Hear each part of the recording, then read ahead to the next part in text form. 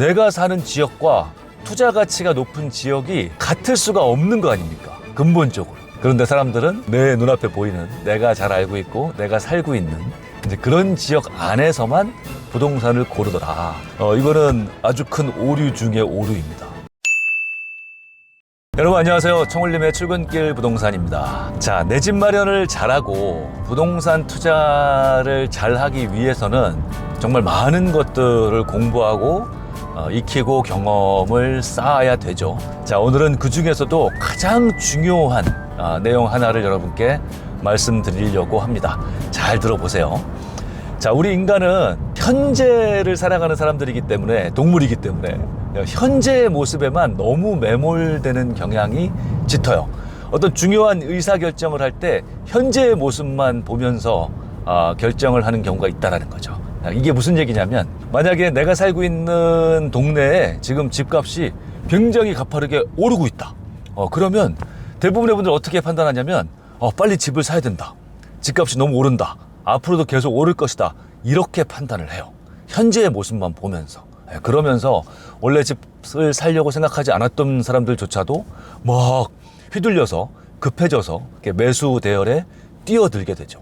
그런데 시간을 길게 보고 판단할 필요가 있는 거예요. 뭐냐면, 지금은 집값이 가파르게 오르고 있지만 이 지역의 집값이 최근부터 상승을 시작한 건지, 그러니까 상승의 초입인 건지, 아니면 지금 집값이 오른 것이 오랫동안 집값이 오르다가 지금 마지막 불꽃을 터뜨리는 어떤 이 상승 사이클의 마지막 상승인지, 이런 것들을 좀 시간을 길게 지켜보면서, 과거를 살피면서, 그러면서 판단을 할 필요가 있다라는 거죠.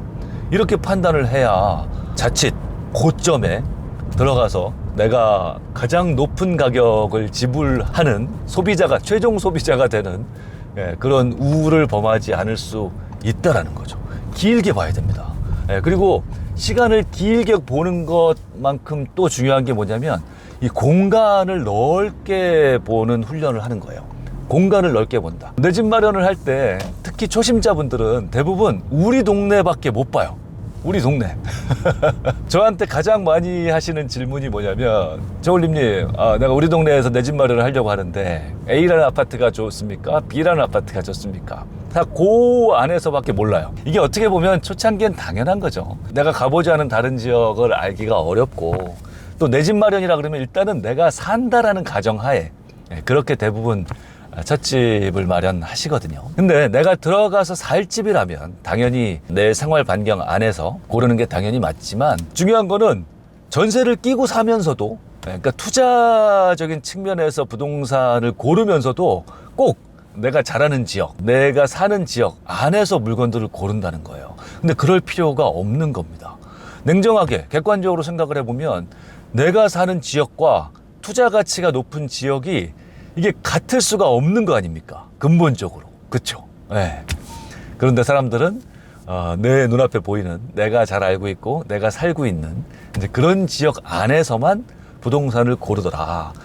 이거는 아주 큰 오류 중의 오류입니다. 그러면 잘 알지 못하는 지역의 물건을 어떻게 고르느냐, 이렇게 반문하실 수 있지만 그렇지 않아요. 요즘처럼 이렇게 IT 기술이 발달하고 부동산 어플이 너무 발달했잖아요. 공부를 조금만 하면, 내가 그곳에 가보지 않아도 실제로 손품을 조금만 파는 연습, 그런 공부를 조금만 해도 얼마든지 투자 가치가 있는 부동산을 골라내는 그런 연습과 훈련을 할 수 있다는 거예요. 실제로 지금 서울 부동산은 막 가파르게 오르고 있다고 하더라도요, 부산, 대구 이런 곳은 오르지 않을 수 있고, 반대로 지방은 가격이 많이 오르고 지방은 지금 투자 기회가 넘쳐나는데, 오히려 서울 수도권은 이제 끝물인 경우, 이런 경우도 정말 많아요.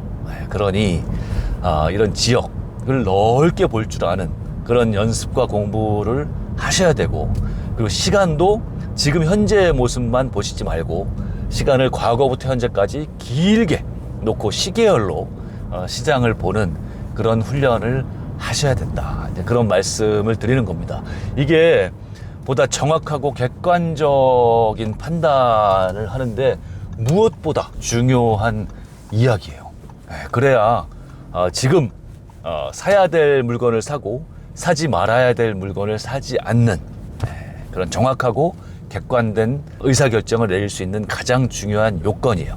자, 이런 측면에서 봤을 때 지금 2024년 초 시장은 어떤 시장인가를 제가 간단히 제 의견을 말씀드리면, 지금은 그런 시장이죠. 코로나 이후에 전 세계적으로 유동성이 엄청나게 풀렸는데 그로 인해서 대부분의 자산 가격이 엄청나게 올랐어요. 부동산도 거품이 많이 쌓인 거죠. 그래서 이 급격한 인플레이션 현상을 또 잠재우기 위해서 전 세계적으로 급격한 금리 인상을 단행했죠. 그것 때문에 전 세계적으로 또 돈이 급격하게 걷어들이면서 자산 가격이 또 급등 후에 급락을 했어요. 아직까지 그런 현상이 지금 거의 2년 가까이 지속되고 있는 그런 현상이죠. 그래서 많이들 가격이 떨어졌고, 근데 중요한 건 뭐냐면 이런 시기에 산업들이 대부분 지금 경기가 많이 안 좋아졌고, 그중에 대표적인 게 건설 업적이죠. 원자재 가격이 너무 많이 오르고 금리가 오르고 하면서 가격은 비싸지고 사람들이 높아진 금리 뭐 이런 것 때문에 물건을 살 수 있는 매수 능력은 떨어지고,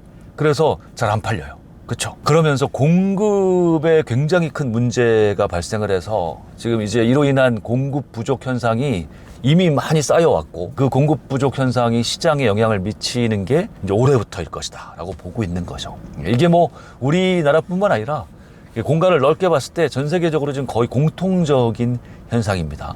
그래서 넓고 길게 봤을 때 지금 시장이 어떤 시장인지를 객관적으로 보시면서 여러분의 의사결정을 하는데 어떤 판단의 기준으로 삼으시면 좋을 것 같습니다. 부동산 시장을 넓고 길게 보는 그런 공부와 훈련을 하시라 라고 말씀드립니다.